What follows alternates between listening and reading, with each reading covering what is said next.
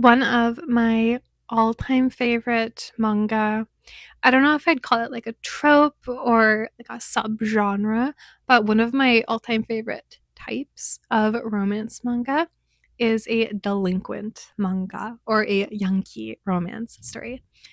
I say Yankee a lot on this channel. Yankee is a type of character in Japanese. It's just a delinquent character. It's a Yankee romance. And I wanted to talk about my all-time favorite Yankee or delinquent romance. And it is published in both English and Japanese. Obviously, the Japanese is further along, but it does have physical and digital releases in English by Kodansha. And that is this one called, in Japanese, it's called Hikaeme ni mo kore wa ai. In English, it's called Love That's an Understatement. I have everything released so far. There are a total of 7 volumes. Yeah, there's 7 volumes, and there is a premium fan book. I have literally everything. I'm obsessed with this series. Volume 8 comes out the day after my birthday on the 12th, and it feels like it's a little birthday present to me. Just one day late. I have to pre-order it still. But I just wanted to talk a little bit about this series because, well, I do think it's popular. It's at least really popular in Japan. I love it so much and I want to recommend it to everybody. So let's talk a little bit about what it's about. So I'm really only going to explain what happens in volume 1 just because I don't like spoiling things at all, but I want to explain what happens. I want to explain the goodness. So in volume 1, we have our main couple here. The girl is named Disa and the boy is named Zen. So we have Disa, who is an honors student who has literally everything all figured out. In her backpack, she carries anything a person could literally ever need. Like if you one day picked her up and dropped her on a deserted island, she'd probably be fine because she has literally everything she needs with her in her bag at all times. One day, as she's walking home, she finds a beaten up Zen. This is their first interaction. And she helps him out a little bit by giving him her umbrella and writing out where the nearest hospital is. From there, okay, I'm going to do a little spoiler because it technically happens in the timeline of volume 1 and I want to talk about it. But if you read the premium fan book, you find out that after she does that for him, she gives him her umbrella, she gives him the address of the hospital, and she like walks away. He takes it, goes to the hospital, gets all fixed up, and then he spends the next like while searching for her.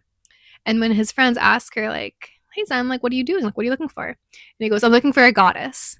And he keeps referring to her as a goddess, and I thought it was really cute, and I want to talk about it a little bit. And he looks for her like really, really hard. Like he really searches for her. If you just read volume 1, you don't know. Because in volume 1, she saves him, and then like a couple panels later, she's eating like a burger at like McDonald's, and he just pops up and he's like, "I found you, hee hee." But in the premium fan book, you can see he really, really goes out of his way searching everywhere for her. If he sees a woman who like resembles her slightly from the back, he would go up to them. And then when it's not her, he'd be like, "Oops, like my bad." So he really goes out of his way to find her because he's obsessed with her from the beginning. And I love that. And so eventually, going back to volume 1, he does find her. And he eventually like writes out a coupon for her, which is like, "I'll get you out of trouble this one time." And she accepts it, but she doesn't really need his help. She's like, I guess. From there, we find out that Lisa actually has a crush on her cram school teacher. So things are a little bit complicated. Zen is already like obsessed with Lisa, but Lisa just sees Zen as some like random guy she helped one day when he was beat up. She likes her cram school teacher, but her cram school teacher sees Lisa as a girl who has everything put together. She really doesn't need his help. She wants him to help her because she likes him, but he doesn't think she needs her help. So she's sad about that. And then we cut and we see Lisa running into some like spooky looking delinquent. We later find out that the spooky looking delinquent she runs into just so happens to be one of the people who beat up Zen that first day. And she doesn't want to contact Zen for help. She has his like get out of jail free card, like I'll save you one time card, but she wants to do everything herself. She doesn't want to contact him. So when like more and more of these delinquents come to like harass her basically for no good reason, she just kind of runs away. And then all of a sudden, Zen pops out of nowhere and then saves Lisa. And he's like, why didn't you use the get out of jail free card? Like, contact me sooner and this could have been avoided. And Lisa's like, I don't want to. Like, I want to get out of things myself. But Zen actually really likes that about her. He likes that she doesn't want help. He likes that she's trying to do everything herself. He sees her as being like very brave and just like very cool, because Lisa is very cool. And he ends up helping her out. He ends up driving her to cram school because she was going to be late because she was like attacked by a bunch of delinquents, even though he's also a delinquent.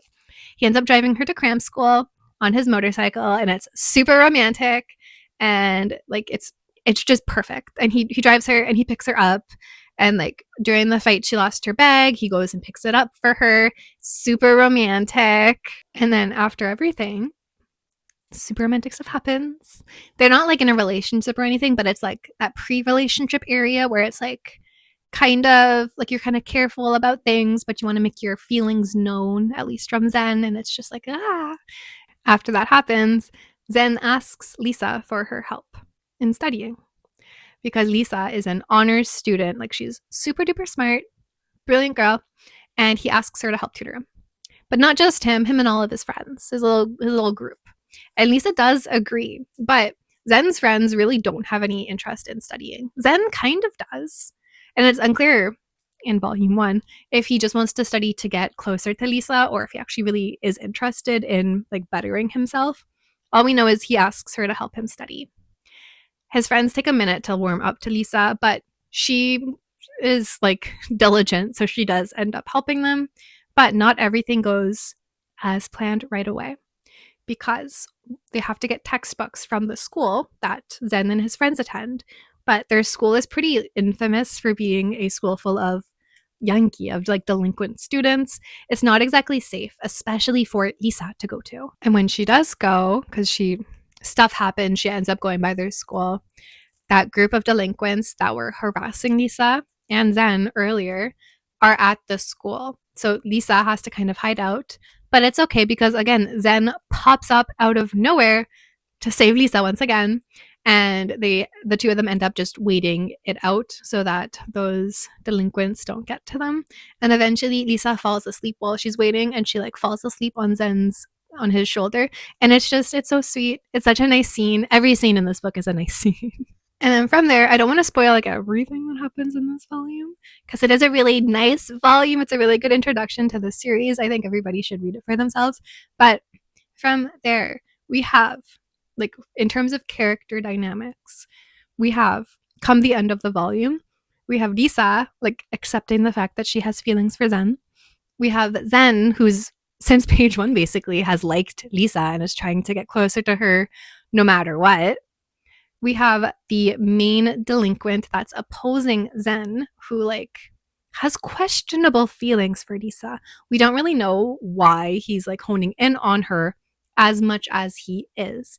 Is it because he hates Zen so much and Zen obviously likes Lisa, so he wants to hurt Zen through Lisa? We don't know yet. We don't know.